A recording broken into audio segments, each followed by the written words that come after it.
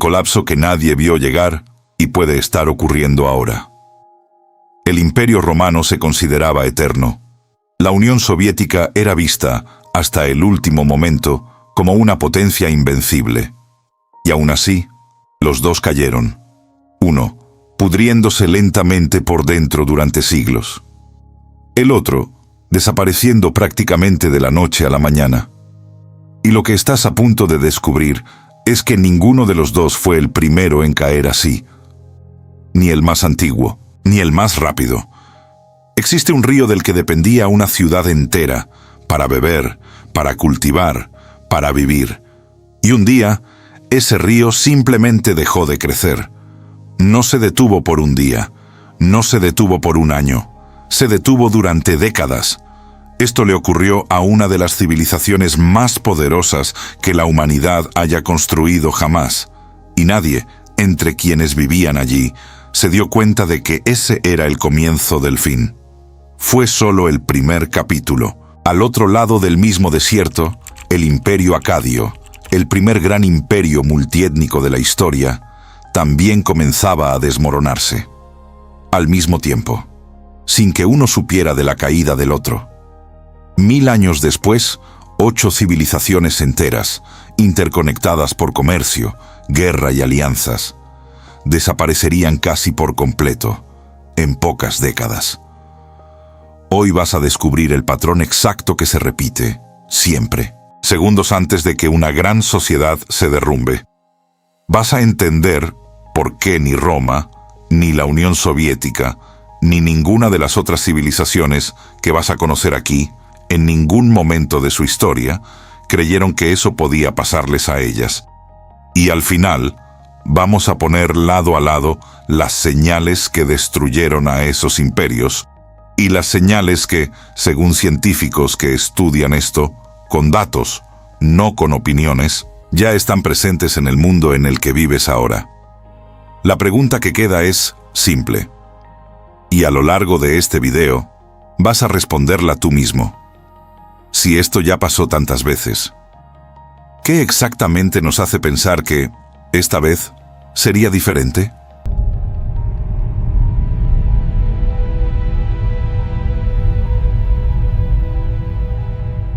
Existe una idea, defendida por investigadores que dedicaron toda su vida a estudiar el fin de las civilizaciones, que contradice casi todo lo que la mayoría de las personas imagina sobre un colapso.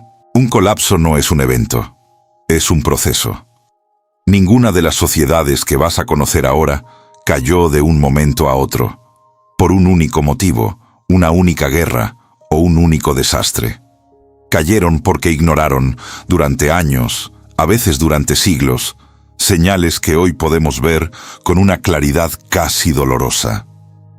A lo largo de los próximos minutos, vas a viajar por 5 momentos radicalmente distintos de la historia. Un Egipto que perdió el control de su propio río.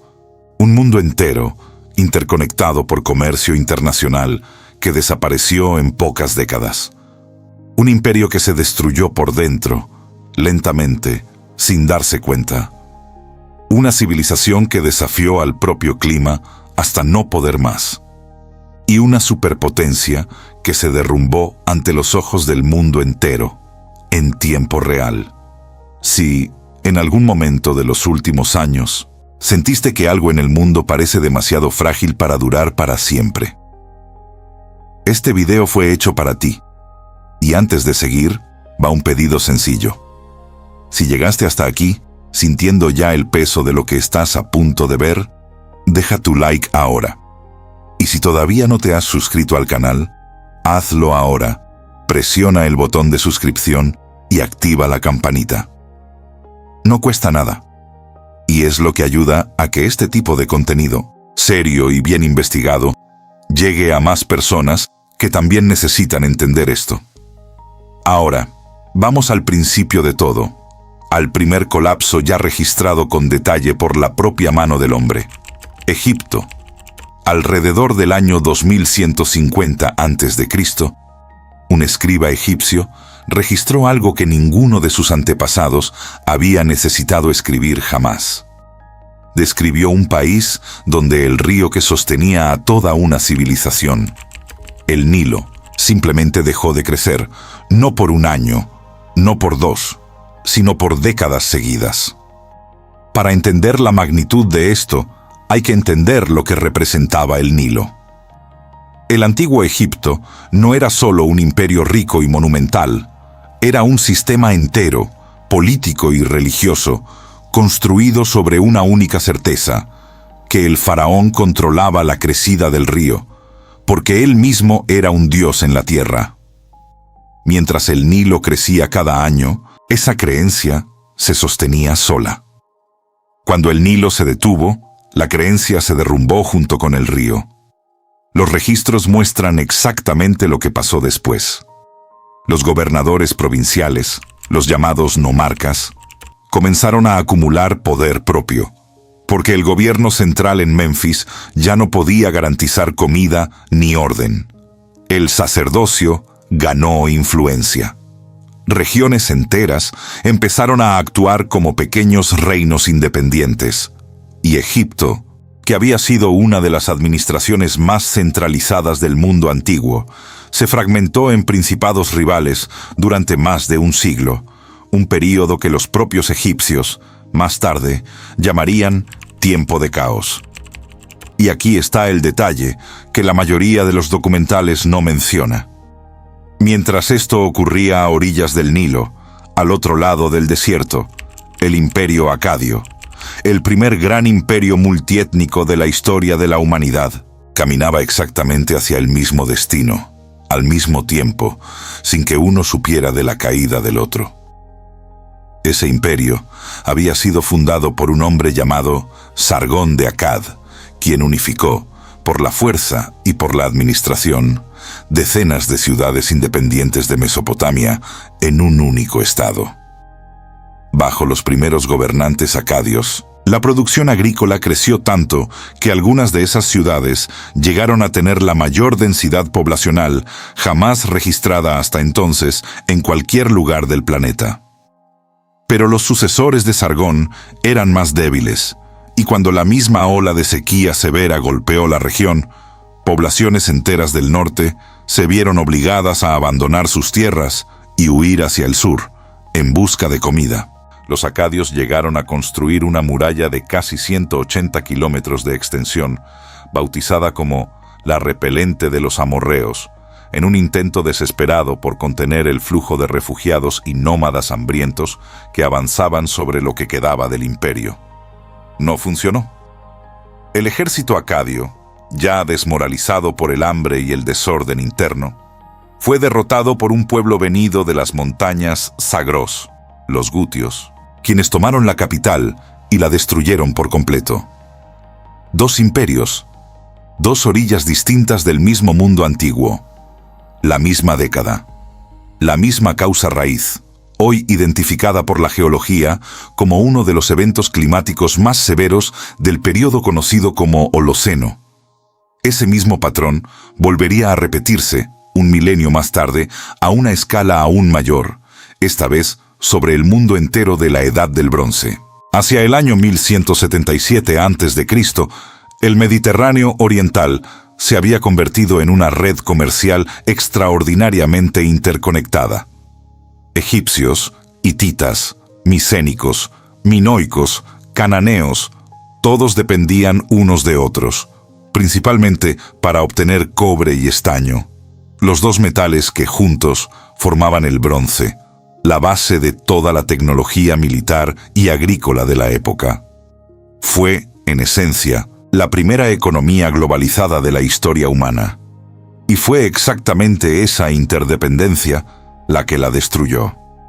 Según el historiador Eric Klein, autor de la investigación más completa jamás realizada sobre este periodo, no existió un único villano, una única causa.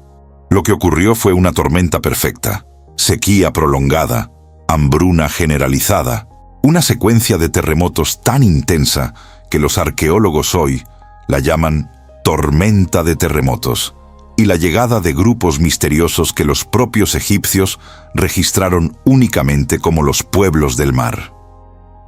Y lo más inquietante es que, hasta hoy, nadie sabe con certeza quiénes eran realmente. Una a una, las rutas comerciales fueron cortadas. Sin cobre, sin estaño, sin grano venido de lejos, los reinos comenzaron a caer, como fichas de dominó, unos sobre otros. En pocas décadas, 8 civilizaciones enteras, algunas con siglos de historia, simplemente dejaron de existir. Ciudades fueron abandonadas. Sistemas de escritura completos desaparecieron y tomaría generaciones que fueran reemplazados por otros. El mundo se sumergió en lo que los historiadores llaman, sin exagerar, la primera edad oscura de la humanidad. Los historiadores definen este tipo de evento con un nombre técnico: colapso sistémico. 4 cosas ocurriendo al mismo tiempo: el colapso de la administración central, la desaparición de la élite tradicional, el colapso de la economía centralizada y el desplazamiento masivo de la población. ¿Cuántas de las cosas que usas hoy, en tu día a día, dependen de una pieza, de un componente, de una materia prima que viene de un país que nunca has visitado y que tal vez nunca visites? Con esa lección todavía fresca, un nuevo imperio, siglos más tarde, creería haber aprendido de todo esto. Roma estaba profundamente equivocada. Roma no cayó por culpa de un único ejército enemigo. Roma cayó porque, durante siglos, tomó una decisión financiera que parecía inofensiva y que, mirando hacia atrás, es imposible no reconocer como el comienzo del fin. A comienzos del primer siglo después de Cristo, la moneda romana, el denario, estaba hecha de plata casi pura, pero el imperio tenía costos gigantescos, ejércitos que mantener, fronteras que defender, obras públicas que sostener, y la forma más simple de pagar por todo eso, sin subir impuestos y sin enfurecer al pueblo, era reducir poco a poco la cantidad real de plata dentro de cada moneda. Bajo el gobierno de Marco Aurelio, el denario ya tenía apenas 75% de plata. Bajo Septimio Severo, ese número ya había caído a 60%. Y el emperador Caracalla, asesinado en el año 217 después de Cristo, dejó un registro histórico que resume, por sí solo, la mentalidad que destruyó la economía romana. Se le atribuye la idea de que nadie debería tener dinero salvo él, para poder repartirlo entre sus soldados. Menos de 50 años después de esto, en el año 265 después de Cristo, quedaba apenas 0,5% de plata en cada denario. 0,5%. ¿Y qué ocurre cuando un gobierno sigue fabricando dinero cada vez con menos valor real detrás para pagar sus propias deudas? Los precios se disparan. Los historiadores estiman que la inflación romana, entre los años 200 y 300 después de Cristo, llegó a cifras de varios miles %. En menos de un siglo, los precios de bienes básicos subieron decenas de veces su valor original. El emperador Diocleciano intentó resolver esto con un decreto de precios máximos, obligando por ley a los comerciantes a vender a valores fijos. No funcionó. Nadie quería vender por debajo del costo, y el mercado simplemente se fue a las sombras. Mientras tanto, el ejército, sintiendo cómo su propio dinero perdía valor año tras año, comenzó a exigir el pago en oro, no en plata, no en moneda común. Un ejército que ya no confía en el dinero de su propio imperio es un ejército que ya ha comenzado, silenciosamente, a alejarse de él. La inestabilidad económica alimentó la inestabilidad política. Roma entró en un período que los propios historiadores llaman la era de los emperadores soldado. Décadas en las que el trono cambiaba de manos por golpes militares, no por sucesión organizada. Fue precisamente en ese escenario de fragilidad que ocurrió, en el año 378 después de Cristo, la batalla de Adrianópolis, cuando los visigodos derrotaron y mataron en combate al propio emperador romano, Valente. Fue el momento en que el mundo entero comprendió que la invencibilidad romana, aquella idea repetida durante generaciones, era, en realidad, un mito. 17 años después, el imperio fue formalmente dividido en dos mitades, oriental y occidental.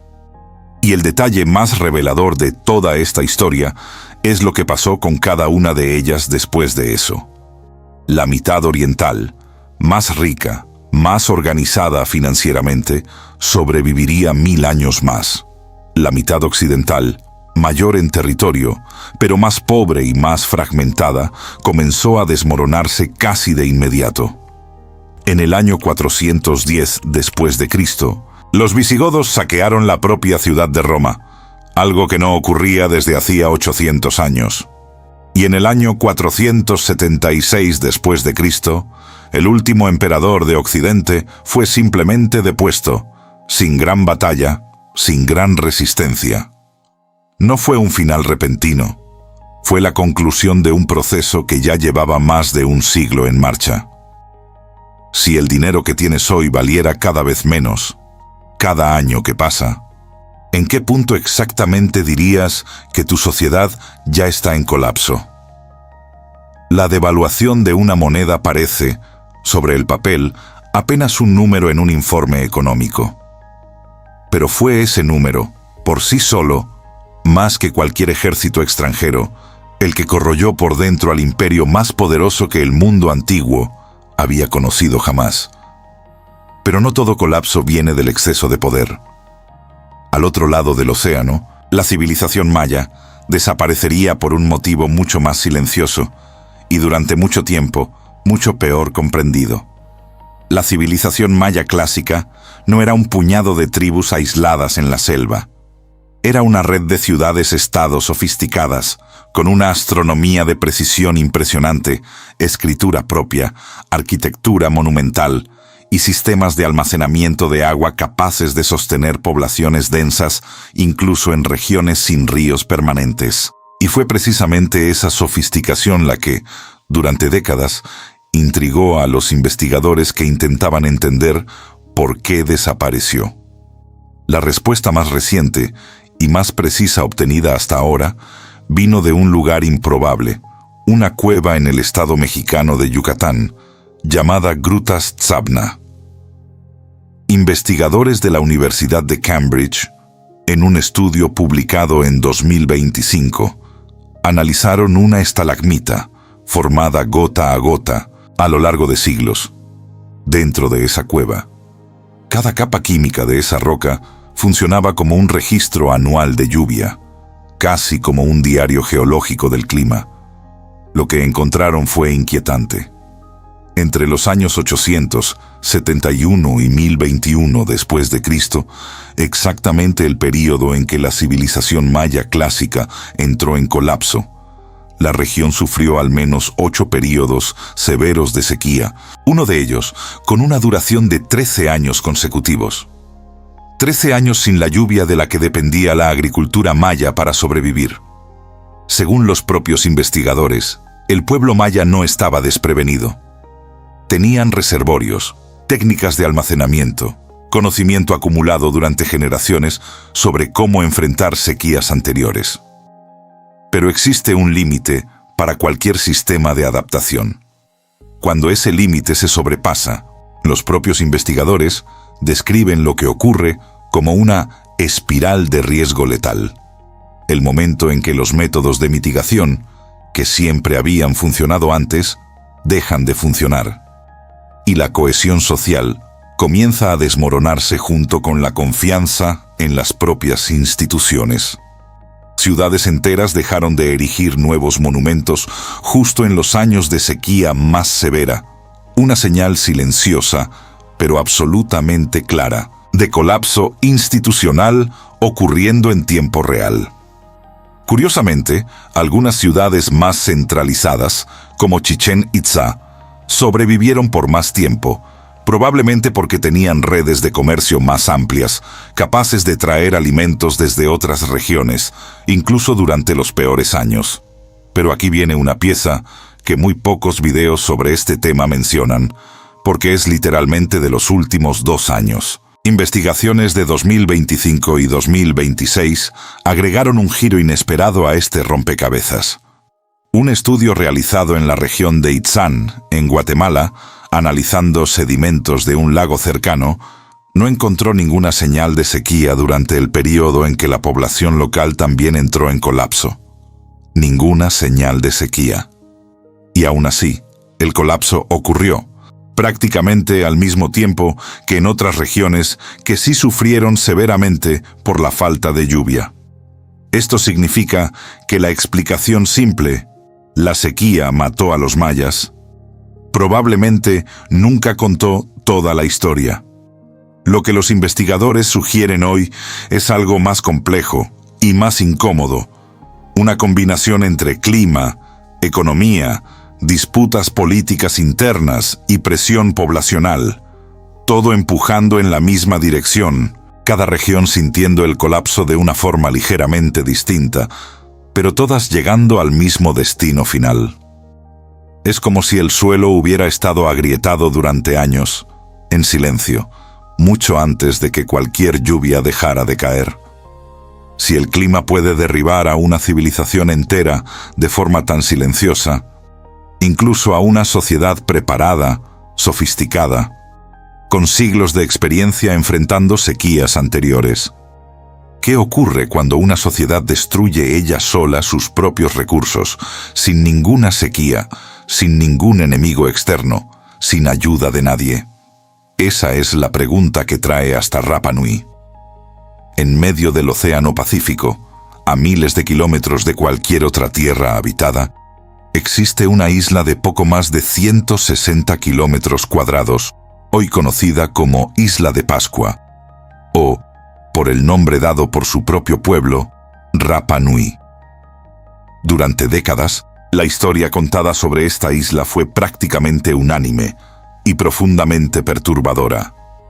Según esa narrativa, los habitantes de Rapa Nui deforestaron por completo su propia isla, árbol tras árbol, para erigir y transportar los famosos moais, las estatuas de piedra gigantes que hasta hoy intrigan al mundo. Sin árboles, el suelo se habría erosionado. La agricultura habría colapsado. Ya no se podrían construir canoas para pescar en mar abierto, y la población, aislada y hambrienta, habría caído en guerras internas hasta casi desaparecer. Una civilización entera, según esta versión, se autodestruyó por vanidad y exceso. Es la historia que probablemente ya escuchaste en algún otro video, en algún documental, quizás incluso en la escuela, y durante mucho tiempo fue tratada como un hecho definitivo. Pero hay algo que la mayoría de esos videos todavía no actualizó. Investigaciones arqueológicas más recientes comenzaron a cuestionar seriamente esta narrativa simplificada. Las evidencias indican que el colapso poblacional catastrófico de Rapa Nui no ocurrió, principalmente, por agotamiento ambiental interno, sino después del contacto con los europeos, a partir del siglo XVIII, quienes trajeron enfermedades contra las cuales la población local no tenía ninguna defensa inmunológica, y, más tarde, expediciones de tráfico de esclavos que secuestraron y mataron a gran parte de los habitantes de la isla. La deforestación ocurrió. Eso es un hecho arqueológico bien documentado. Pero la idea de que, por sí sola, causó un colapso demográfico repentino y catastrófico antes incluso de la llegada europea, ha sido cada vez más cuestionada por los investigadores que estudian la isla directamente. Esto cambia profundamente la lección que esta historia debería enseñarnos.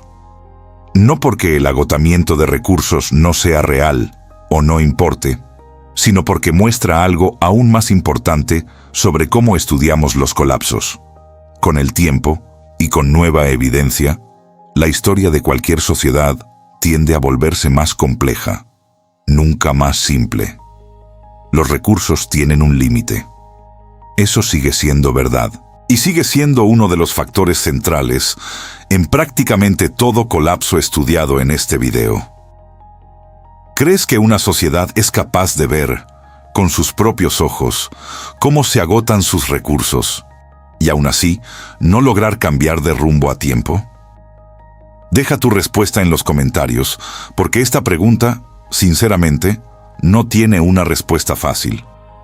Si estás disfrutando de entender estas conexiones, este es el momento indicado para suscribirte al canal, porque a partir de aquí, la historia deja de sentirse lejana.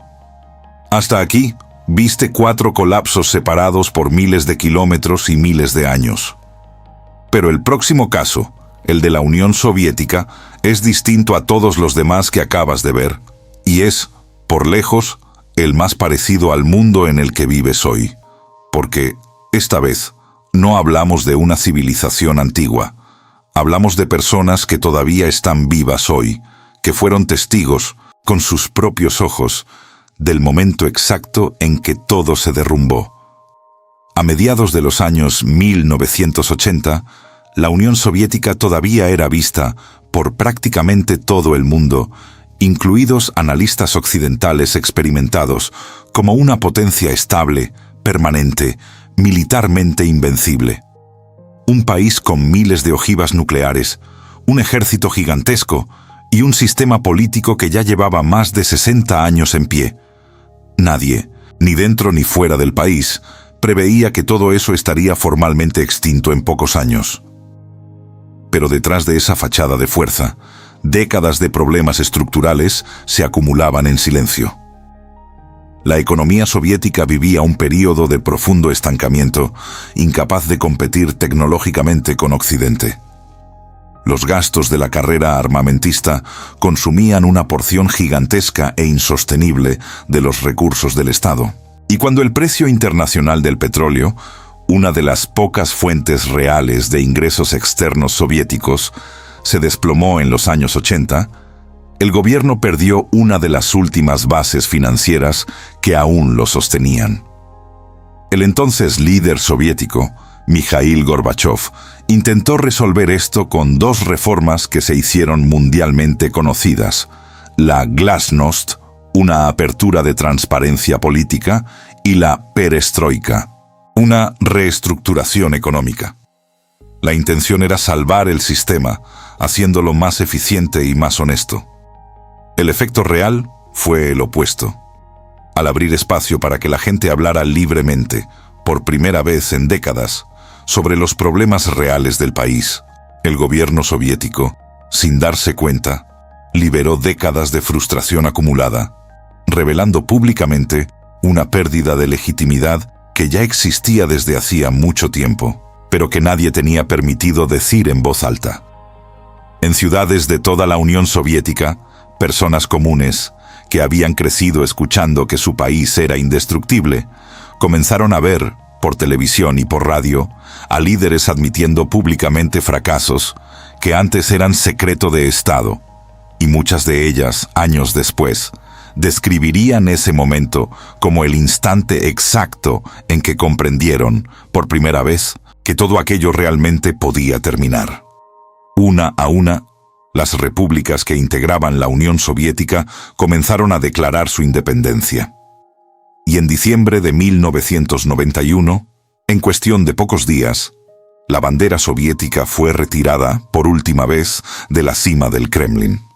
Una superpotencia nuclear entera, con uno de los mayores arsenales militares jamás construidos en la historia de la humanidad, dejó de existir, en la práctica, casi de la noche a la mañana. Si la institución más poderosa de tu país dejara de existir de la noche a la mañana, ¿crees que lograrías ver las señales a tiempo o solo entenderías lo ocurrido después de que ya fuera demasiado tarde? Hasta aquí, viste 5 colapsos completamente distintos entre sí: clima, dinero, ecología, política. Pero, ¿y si, en secreto, todos ellos siguieran la misma fórmula matemática? Una fórmula que un investigador llamado Peter Turchin dice poder medir hoy, con datos reales, en sociedades vivas. En las últimas 2 décadas, Turchin, formado originalmente en biología teórica, decidió hacer algo que sonaba casi absurdo para los historiadores tradicionales: tratar la historia como una ciencia exacta, medible, con patrones matemáticos que se repiten. Le dio a este campo el nombre de cliodinámica. Turchin analizó siglos de datos históricos de decenas de sociedades distintas e identificó 4 factores que juntos aparecen repetidamente poco antes de los períodos de colapso o revolución. El empobrecimiento generalizado de la población, la fragilidad fiscal del Estado, factores geopolíticos externos y lo que él considera el indicador más fuerte de todos, algo que llamó sobreproducción de élites. La idea, en el fondo, es sencilla de entender. Imagina un juego de sillas musicales. Si existen 10 sillas disponibles y solo 12 personas compitiendo por ellas, la tensión es manejable.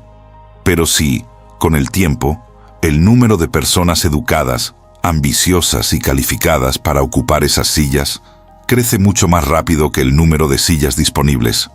Cargos de poder, posiciones de prestigio, plazas económicas de alto nivel. Se crea una cantidad cada vez mayor de personas capaces, competentes y profundamente frustradas. Según Turchin, esas personas no desaparecen en silencio. Se convierten en lo que él llama contraélites, personas con talento y recursos suficientes para desafiar el orden establecido, precisamente porque ese mismo orden no tuvo espacio para ellas. Este patrón, según la investigación, no es exclusivo del presente. Ya apareció, con nombres distintos, en la fragmentación del mundo griego tras la muerte de Alejandro Magno, cuando un número excesivo de generales ambiciosos se disputó el control de un imperio que ya no tenía espacio para todos ellos. Apareció en la Roma tardía, entre senadores disputando un número cada vez menor de cargos relevantes. Y aparece, según el propio Turchin, de forma medible en diversas sociedades contemporáneas. Otro concepto central de la investigación de Turchin es lo que él llama la bomba de riqueza, un mecanismo estructural que a lo largo de generaciones transfiere riqueza de la mayoría de la población hacia una pequeña minoría en la cima, ampliando la desigualdad y junto con ella ampliando el resentimiento social. Sientes que, aun estudiando cada vez más, capacitándote cada vez más, ¿te resulta cada vez más difícil alcanzar una estabilidad real en la vida? Si es así, cuéntanoslo en los comentarios, porque, según esta investigación, ese sentimiento tiene un nombre, y no es casualidad. Y es exactamente aquí donde la historia deja de tratarse del pasado y comienza a tratarse de ahora. Es posible que hayas notado, a lo largo de este video, pequeñas semejanzas apareciendo, casi sin querer, entre cada colapso histórico que mostramos y el mundo en el que vives hoy. Ahora, vamos a juntar todas esas piezas, una por una. Egipto y Akkad no cayeron por falta de fuerza militar. Cayeron porque dependían casi por completo de un único recurso vital. Hoy eso tiene nombre: vulnerabilidad hídrica, inseguridad alimentaria, dependencia climática. Y los investigadores discuten abiertamente ese mismo riesgo en varias regiones del planeta. La Edad del Bronce enseñó algo que la economía mundial de hoy conoce bien. Cuanto más interconectado es un sistema, más rápido una crisis local se convierte en una crisis global. Vivimos, ahora, dentro de la red más interdependiente jamás construida por la humanidad. Roma se ahogó lentamente en su propia moneda. Deuda creciente, desconfianza en el sistema financiero, dinero perdiendo valor año tras año. Esto no es un capítulo cerrado de la historia, es titular recurrente en prácticamente todos los países del mundo. Los mayas descubrieron, de la forma más dura posible, que todo sistema de adaptación tiene un límite. ¿Sabemos ya, con certeza, cuál es el nuestro? La Unión Soviética cayó cuando la confianza en sus propias instituciones, corroída durante años, finalmente salió a la luz, en público, sin vuelta atrás, y estudios recientes, en decenas de países, señalan algo parecido ocurriendo, silenciosamente, con la confianza en las instituciones de hoy. Turchin no habla de sentimientos, habla de datos. Y los datos que utiliza para medir la sobreproducción de élites, la desigualdad estructural y la fragilidad fiscal, hoy apuntan en la misma dirección en la que apuntaban poco antes de cada uno de los colapsos que acabas de ver. Es importante decir esto con toda claridad. Nada de esto es una predicción de fecha, ni de un evento específico. Ningún investigador serio está diciendo que exista una fecha marcada en el calendario. Lo que existe es un patrón de riesgo elevado, reconocido por quienes estudian este tema con rigor científico. Y también existe un ejemplo real, verificado, de que ese patrón puede romperse. Islandia, a comienzos del siglo XXI, enfrentaba siglos de degradación ambiental severa, erosión del suelo, pérdida de vegetación, un escenario que recordaba, de forma inquietante, el inicio de otros colapsos históricos. Pero, a diferencia de tantas otras sociedades, los islandeses reconocieron el problema a tiempo, invirtieron fuertemente en investigación científica, siguieron las recomendaciones que esa investigación señalaba y lograron revertir décadas de daño ambiental, transformando a uno de los países más pobres de Europa en uno de los más prósperos del mundo, per cápita, en la actualidad.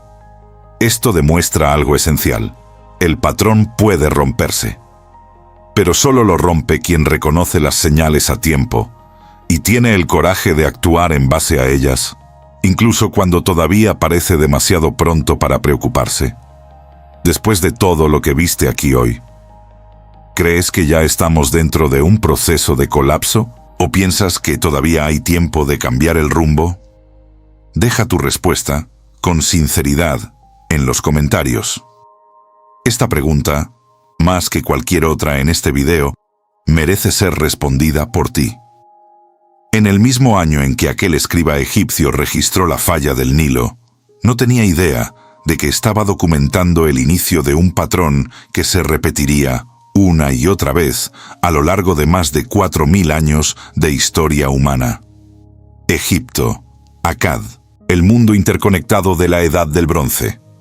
Roma, los mayas, Rapa Nui, la Unión Soviética, sociedades distintas, siglos distintos, continentes distintos, y, aún así, el mismo patrón silencioso repitiéndose, siempre invisible para quien vivía dentro de él, y siempre demasiado claro para quien lo mira desde afuera, después de que ya ocurrió.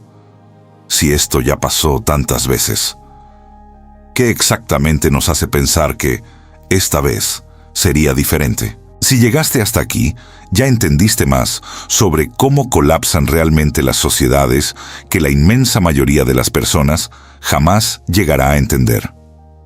Deja tu like, suscríbete al canal y comparte este video con alguien que también necesite ver estas señales, porque entender el patrón es siempre el primer paso para no repetirlo.